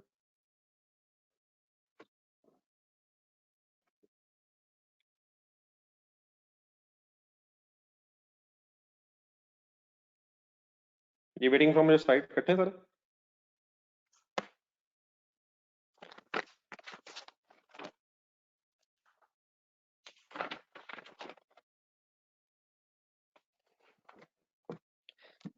फिक्स ओवरहेड्स का सर इस तरह करें, जरा रिवाइज कर लेते हैं, और रिवाइज करने के बाद फिर आप लिखिएगा। फिक्स्ड ओवरहेड्स का पहला फॉर्मूला टोटल से शुरू करें, total fixed overhead variance, total fixed overhead variance. इसका फॉर्मूला एक्चुअल और अप्लाइड, एक्चुअल और अप्लाइड, एक्चुअल फिक्स्ड ओवरहेड्स और अप्लाइड फिक्स्ड ओवरहेड्स। अब फिक्स्ड ओवरहेड्स अप्लाइड का मतलब क्या? Fixed overheads applied fixed overheads का मतलब अब्सॉर्ब फिक्स्ड ओवरहेड्स भी है, ये बता देगा। अब्सॉर्ब्ड, अप्लाइड, चार्ज, ये सब एक इंटरचेंजेबली वर्ड यूज होते हैं, अप्लाइड, और ये actual production into standard rate के साथ आता है। अब आप अपनी स्टेटमेंट्स देखिएगा जरा जी, अगर वो जरूरत पड़े तो डेफिनेटली अब मार्जिनल कॉस्टिंग में अगर मैं कहूं कि अप्लाइड अब्जॉर्ब्ड का कॉन्सेप्ट ही नहीं है, मार्जिनल कॉस्टिंग में अप्लाइड का कॉन्सेप्ट ही नहीं है। अब्जॉर्प्शन कॉस्टिंग में तो अप्लाइड का कॉन्सेप्ट है, अप्लाइड टू प्रोडक्शन का कॉन्सेप्ट है, चार्ज टू प्रोडक्शन का कॉन्सेप्ट है। अब्जॉर्प्शन कॉस्टिंग में तो अब्जॉर्ब किया जाता है, अप्लाइड किया जाता है, लेकिन मार्जिनल कॉस्टिंग में तो फिक्स्ड प्रोडक्शन ओवरहेड्स को पीरियड कॉस्ट बनाया जाता है। तो इसमें तो अब्जॉर्ब हुआ ही नहीं है, प्रोडक्शन कॉस्ट में अब्जॉर्ब ही नहीं हुआ, तो इसलिए there is no concept of applied fixed overheads in case of marginal costing. तो ये वेरिएंस जो है अब्जॉर्प्शन कॉस्टिंग में तो कैलकुलेट होगा, लेकिन मार्जिनल कॉस्टिंग में इस टोटल वेरिएंस का कोई कॉन्सेप्ट ही क्यों नहीं है, क्योंकि अप्लाइड का कॉन्सेप्ट ही नहीं है। मार्जिनल कॉस्टिंग में अप्लाइड का कॉन्सेप्ट ही नहीं है। अभी लिखने की जल्दी ना कीजिएगा, जिस तरह मैं लिख रहा हूँ फिर हल्का हल्का क्रॉस कर रहा हूँ, पहले ये समझ लीजिएगा। क्या ये वेरिएंस एब्जॉर्प्शन कॉस्टिंग में कैलकुलेट होता है? यस। क्यों होता है? क्योंकि वहां पहले फिक्स्ड ओवरहेड्स अब्जॉर्ब होते हैं, just like variable overheads, material, labour. लेकिन मार्जिनल कॉस्टिंग में फिक्स्ड ओवरहेड्स को प्रोडक्ट्स में एब्जॉर्ब किया ही नहीं जाता है। देयरफॉर वो जो actual production into standard rate है, एक्चुअल प्रोडक्शन में तो अब्जॉर्ब करना ही नहीं है इसने, तो सिंपली पीरियड कॉस्ट बनना है। Therefore total fixed overhead variance calculate ही नहीं होगा। किस केस में? मार्जिनल कॉस्टिंग के केस में। क्लियर है बात मेरी?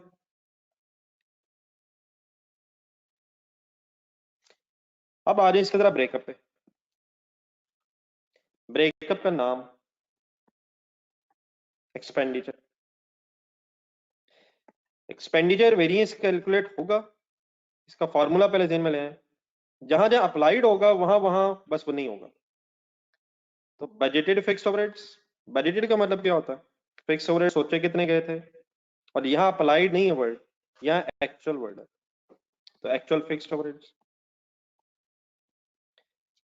तो खर्चा सोचा क्या गया था और एक्चुअली कितना हो गया है, ये एक्सपेंडिचर वेरिएंस है।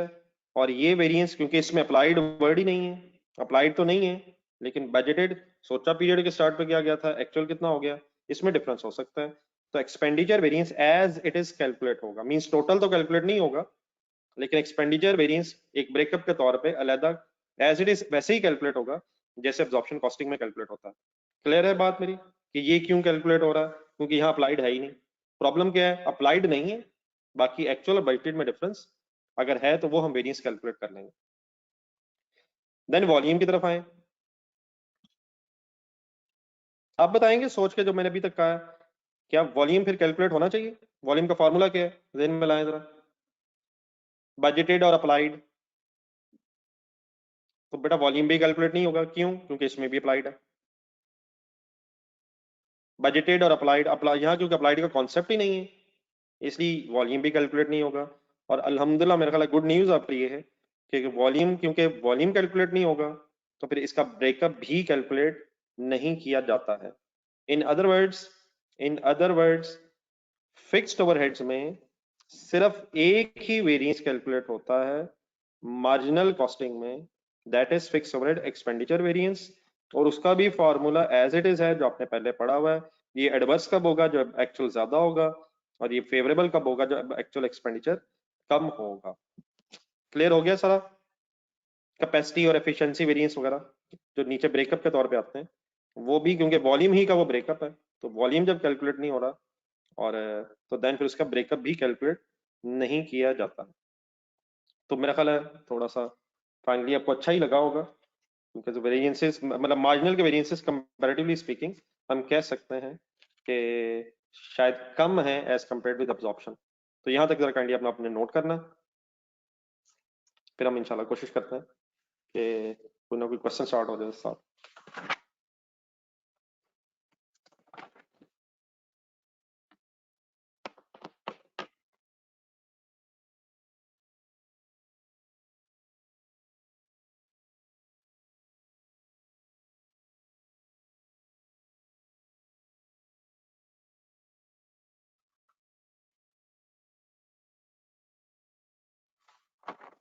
क्योंकि टोटल कैलकुलेट ही नहीं होगा, तो देयर फॉर टोटल के इक्वल होने की वाली कोई सेंस ही नहीं है नजम साहब। जी सलीम साहब, वो बाद में बेटा देखिए।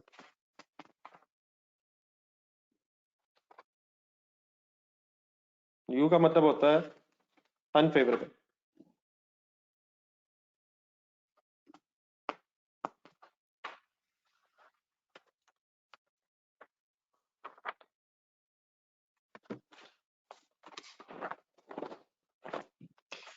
तो आफ्टर ऑल द डिस्कशन जो कल से स्टार्ट हुई थी, एक नई चीज डेफिनेटली अब उसकी प्रैक्टिस रह गई है, लेकिन कुछ रीजनेबली अब बातें क्लियर हो गई हैं। अब ओवरऑल कंफ्यूजन तो नहीं रह गई।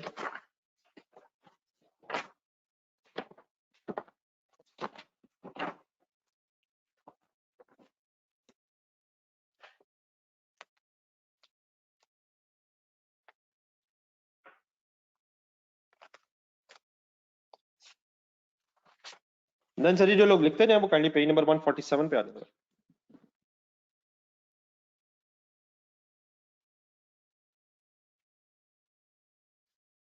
क्योंकि उसके ब्रेकअप में अप्लाइड आता नहीं है, इसलिए उसका अप्लाइड आएगा।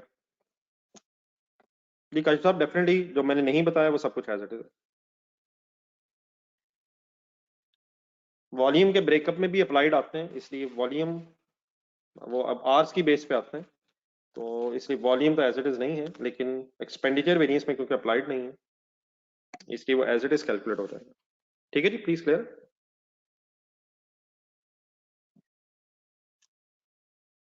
तो पेज नंबर काइंडली अब आपने 147 निकालना है। आ जाए, बिस्मिल्लाह पढ़ो।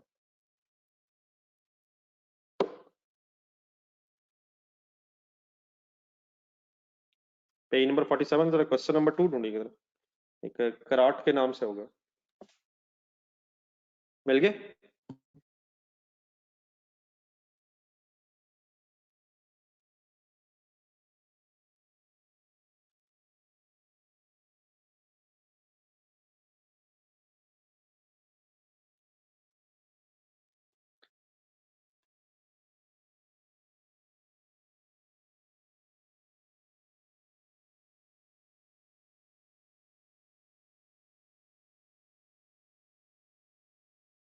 चैप्टर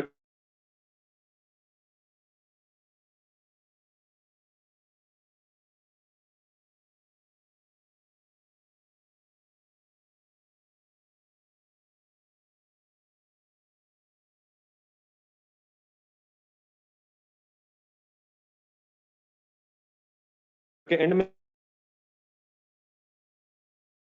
कहीं है, कम से कम एटलीस्ट वर्ड्स कुछ ना कुछ पढ़े जाए।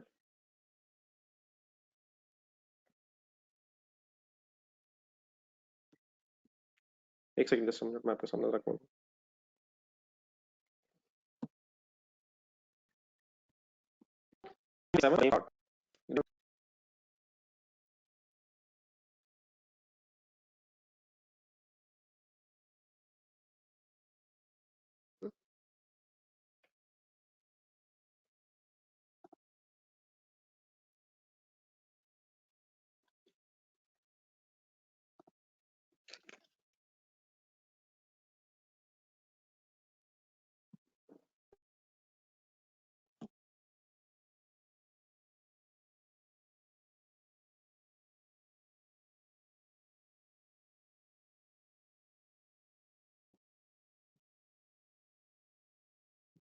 बड़ा इस वक्त आवाज है, सॉरी बीच में शायद आवाज का प्रॉब्लम आया।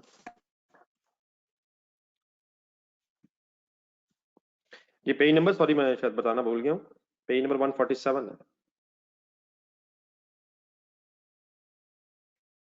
Question number 2, CARAT। जी सर, रिक्वायरमेंट से शुरू करना।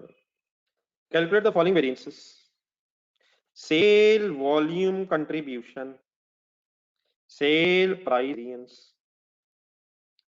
Price mix and yield variance. Yield mix and yield variance भी एक दफा दोबारा आ जाएगा for each material.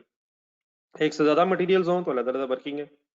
Labour rate, efficiency and idle time variance. सिर्फ दो जगह डिफरेंस है, दोबारा सोच लीजिएगा अभी आपने जो लिखा है। एक तो डिफरेंस है सेल वॉल्यूम वेरिएंस में, और वहां भी स्टैंडर्ड ग्रॉस कंट्रीब्यूशन आ गया word rather than gross profit. और दूसरा मेजर डिफरेंस है फिक्स्ड ओवरहेड्स में, और फिक्स्ड ओवरहेड्स में सिर्फ एक fixed overhead expenditure variance calculate हो रहा है, बाकी सब में एज इट इज है। ठीक है, इट मींस लेबर भी, वेरिएबल ओवरहेड्स भी, मटेरियल भी, उसमें कोई चेंज नहीं है, वो बिल्कुल ही अनचेंज है। डिफरेंस काइंडली सिर्फ कहाँ है, सेल वॉल्यूम वेरिएंस में, ग्रॉस कंट्रीब्यूशन वर्ड आ गया, और फिक्स्ड ओवरहेड्स में सिर्फ एक रह गया, and that is fixed overhead expenditure variance. तो मेक द थिंग सिंपल। आगे आए, फिर देन वो कहता है बी रिक्वायरमेंट है prepare an operating statement that reconciles budgeted profit to actual profit. तो जिस तरह ये स्टेटमेंट एक पहले बनाते थे, बजटेड प्रॉफिट क्या है, एक्चुअल प्रॉफिट क्या है, वो स्टेटमेंट एब्जॉर्प्शन कॉस्टिंग में भी बन सकती है, इंशाल्लाह मार्जिनल कॉस्टिंग में भी बनाएंगे, और वेरिएंसेस के वजह से डिफरेंस होगा। और देन फिर रीजन ऑफ वेरिएंसेस, ये आपको मैंने शायद पहले भी कहा था कि इंशाल्लाह जब हम इस टॉपिक की कंप्लीशन की तरफ पहुंच जाएंगे कुछ दिन बाद, तो फिर एक ही दफा सारे वेरिएंसेस की रीजनिंग भी सोचेंगे कि ये वेरिएंसेस आते क्यों हैं।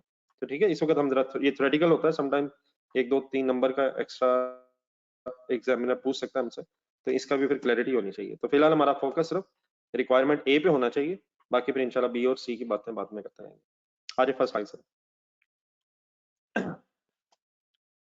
Card PLC, a premium food manufacturer, is reviewing operations for the 3 months period. Company operates, underline करें line, company operates a standard marginal costing system. देखिए अगर कभी वर्ड्स ना मिले कि मार्जिनल कॉस्टिंग यूज हो रही है, एब्जॉर्प्शन कॉस्टिंग, तो बाय डिफॉल्ट हमेशा हम एब्जॉर्प्शन कॉस्टिंग यूज करेंगे। लेकिन अगर क्वेश्चन में इंडिकेशन नजर आ जाए कि मार्जिनल कॉस्टिंग है, तो ऑब्वियसली फिर हम एब्जॉर्प्शन कॉस्टिंग के बजाय मार्जिनल कॉस्टिंग के एंगल से वर्किंग करेंगे। ठीक है, अब सबको पता चल गया। तो क्वेश्चन में लिखा हुआ है, लिखा हुआ करेगा कि आपने कौन सा सिस्टम यूज करना है, अगर नहीं लिखा हुआ तो बाय डिफॉल्ट एब्जॉर्प्शन कॉस्टिंग ही होगी। ओके जी, चलो आगे।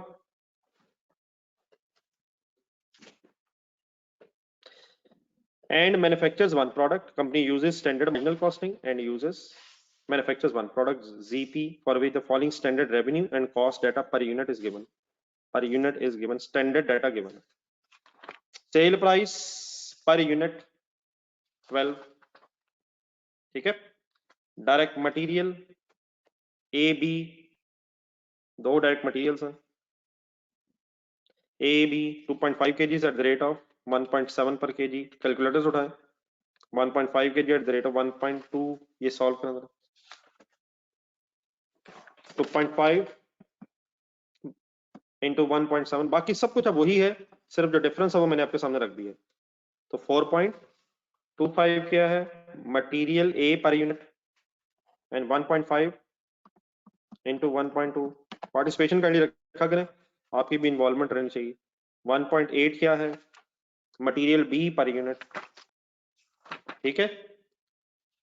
तो 1 kg is expected to cost 1.7 और 1.2 है, लेकिन मोर देन 1 रॉ मटेरियल अगर यूज हो, तो इस तरह की बातें भी आप काइंडली फाइनल करते हैं अपने जहन में।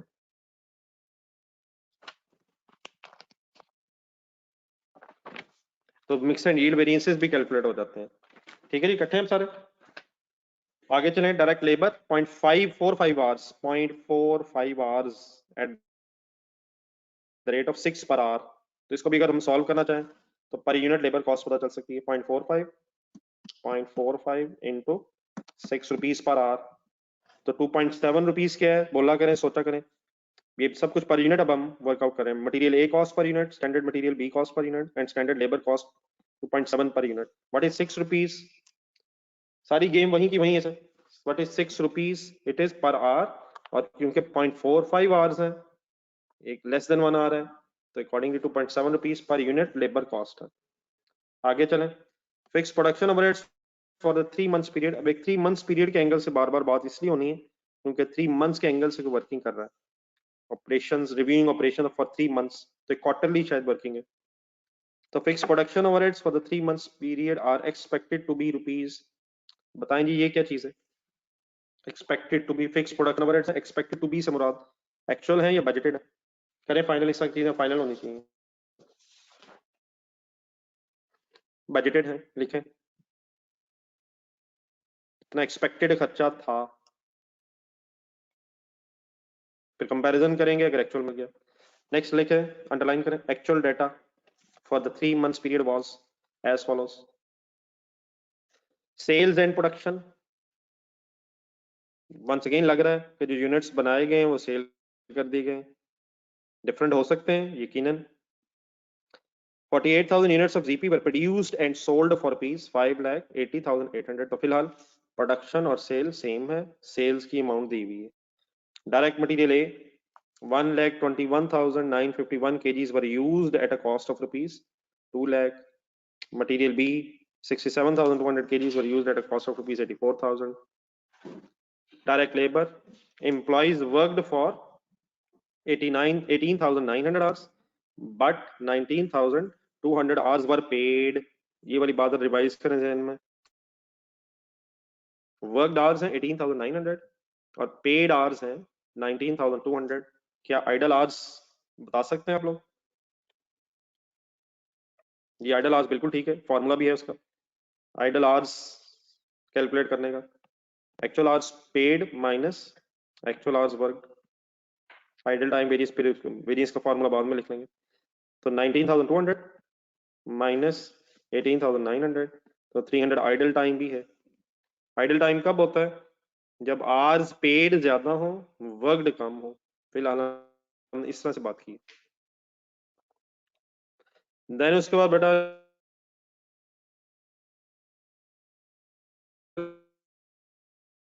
लिखा हुआ है at a cost of rupees 1,17,120। ठीक है, तो जो हमने आज पेड फिक्स प्रोडक्शन ओवरहेड्स, अभी एक्चुअल डाटा है तो फिक्स प्रोडक्शन ओवरहेड्स का एक्चुअल 64,000 है। बजटेड ये है, कंसंट्रेट करें जरा। बजटेड अगर है 62,500 और एक्चुअल है 64,000 तो बताएं एक्सपेंडिचर वेरिएंस है। कंसंट्रेशन से सोचा करें, बजटेड एक्चुअल अब फाइनल करें। बताएं एक्सपेंडिचर वेरिएंस नजर आ रहा?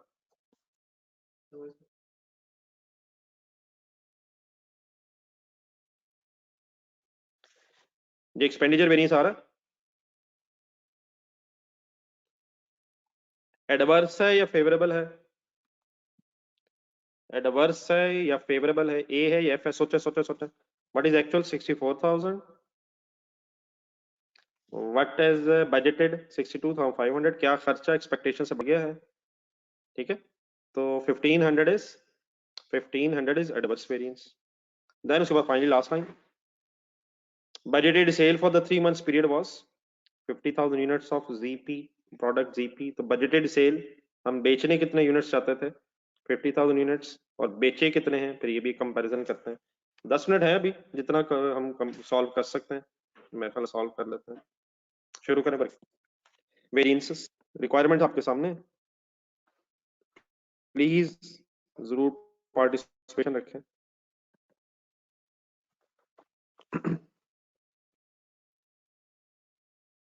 जी सर, जिस तरतीब से मांगे मैं उसी तरतीब से चलना शुरू कर देते हैं। Sale volume contribution, sale volume. अब कंट्रीब्यूशन उसने वर्ड लगा तो दिया है, लेकिन अगर वो कंट्रीब्यूशन वर्ड ना भी लगाए और मार्जिनल कॉस्टिंग है तो सेल वॉल्यूम फिर स्टैंडर्ड ग्रॉस कंट्रीब्यूशन की बेस पे आना है। प्लीज फॉर्मूला डिफाइन करें। Budgeted quantity sold minus actual quantity sold multiplied by standard gross contribution per unit.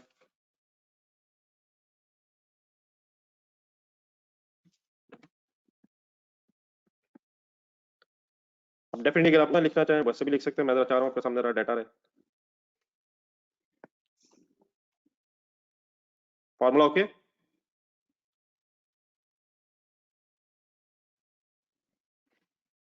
Figures ढूंढे, बजटेड क्वांटिटी सोल्ड पूरा डाटा देखिएगा, रिक्वायरमेंट्स ऊपर वाली लाइन देखें।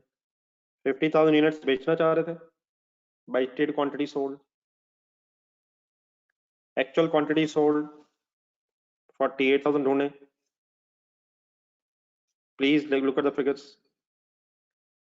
48,000 फेवरेबल और एडवर्स का डिसीजन हो जाना चाहिए।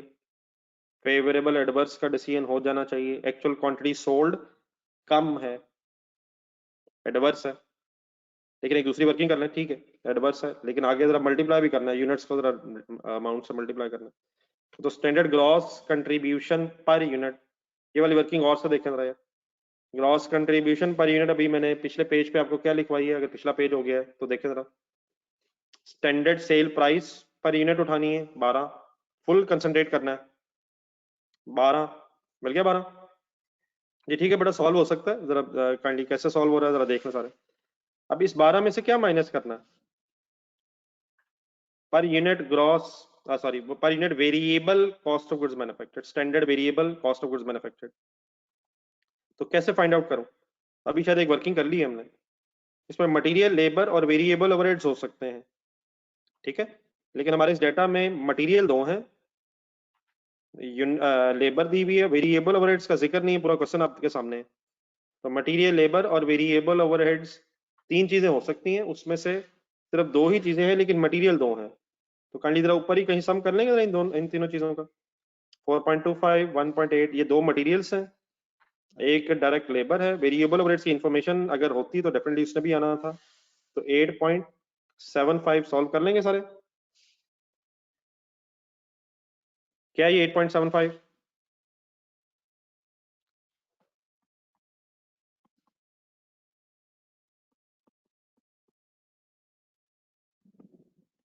Standard variable cost of goods manufactured per unit, okay, या कॉस्ट ऑफ सेल्स कह लें पर यूनिट। तो 8.75 विच मीन्स एक्सप्लेन कर लीजिएगा वर्किंग सारी, which means 3.25 is the gross contribution per unit. तो बाकी सारी मैं वर्किंग एक्सप्लेन कर रहा हूँ, आप भी ये देखिए फिलहाल एक्सप्लेन कर लें, फिर जैसे जैसे क्वेश्चंस आगे चलते जाएंगे तो इनकी फर्दर प्रेजेंटेशन बनानी बना लेंगे। क्लियर है, फिगर्स समझ आ गई, फिगर्स समझ आ गई हैं।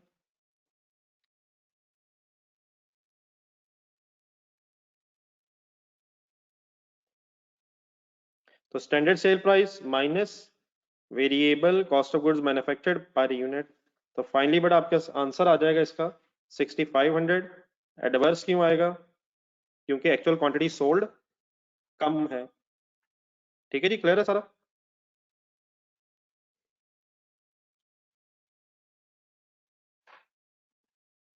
एक वेरिएंस और कैलकुलेट कर लें, सेल प्राइस वेरिएंस, फॉर्मूला लिखें, cell price variance, what is the formula, standard sale rate minus actual sale rate, इसने एज इट इज ही आना है, multiplied by actual quantity sold off finish goods. एक दफा मैंने एक वर्ड आपको कहा था, ये क्लियर रखें जरा, हमने फिनिश गुड्स बेचनी है, ऑफ एक्चुअल प्रोडक्शन या वर्ड नहीं होगा, वो मटेरियल नहीं यूज होना प्रोडक्शन के लिए। तो ढूंढ लें जरा kindly, standard sale rate 12 minus per unit, अब क्यों, क्योंकि units actual quantity sold units में है,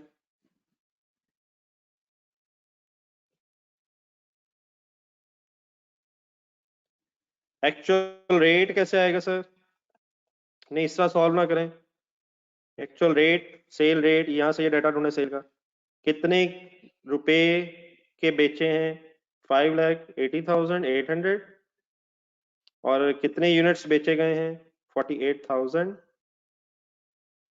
ठीक है। इस तरह काइंडली सॉल्व किया करें, पॉइंट्स में डिफरेंस आ जाएगा सही। ये मिल गया please, sale rupees divide by number of unit sold to get the sale price per unit actual, और multiplied by 48,000 unit sold. Difference definitely decision आपने ब्रैकेट के अंदर लेना है, ये सारी बातें काइंडली एज इट इज आप फाइनल करें अपने जहन में। तो फाइनल आंसर आ रहा है 4800 फेवरेबल है या एडवर्स है, 4800 फेवरेबल है या एडवर्स है। Why favourable, please actual sale rate ज्यादा है, एक्चुअल सेल रेट ज्यादा है, कंसंट्रेट नहीं कर रहे मेजोरिटी स्टूडेंट्स, बहुत से स्टूडेंट्स बिल्कुल कंसंट्रेट नहीं कर रहे हैं, एक्चुअल सेल रेट है ये, और वो 12.1 समथिंग आ रहा है, तो प्लीज सेल रेट ज्यादा होने की वजह से ये वेरिएंस फेवरेबल है, ठीक है जी प्लीज, तो कंफ्यूजन तो नहीं है।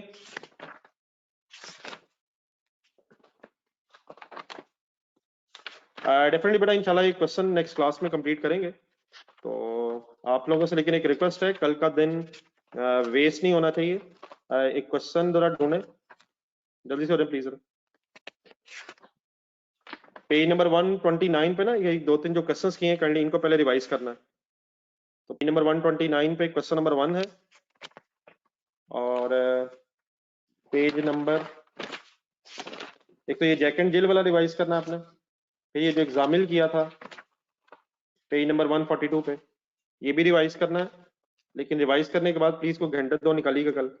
एक पेज नंबर 134 पे एक नया क्वेश्चन भी रखे अपने पास में MZL के नाम से, पेज नंबर प्लीज 134 पे, उसमें देखें कहां तक हो जाए। ये वो मार्जिनल कॉस्टिंग एंगल से है, तो प्रोसेस कॉस्टिंग भी रिवाइज हो जाएगी। Please page number 129 question number 1 Jack and Jill जामिल, ठीक है। ये रिवाइज करने के बाद काइंडली प्लीज पेज नंबर 134 पे MZL है, उसकी डिस्कशन इंशाल्लाह फिर मैं करूंगा मंडे को।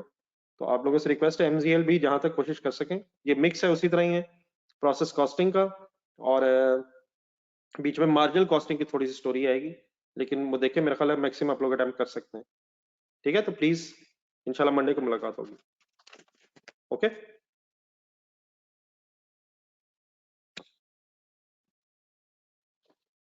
तो इंशाल्लाह मंडे को मुलाकात होगी काइंडली, लेकिन कल का दिन वेस्ट ना हो। अल्लाह हाफिज। तो जैक एंड जिल और जामिल काइंडली ढूंढ के रिवाइज करना है, और प्लीज MZL क्वेश्चन नंबर 3 एक रीजनेबल कोशिश होनी चाहिए। अल्लाह हाफिज।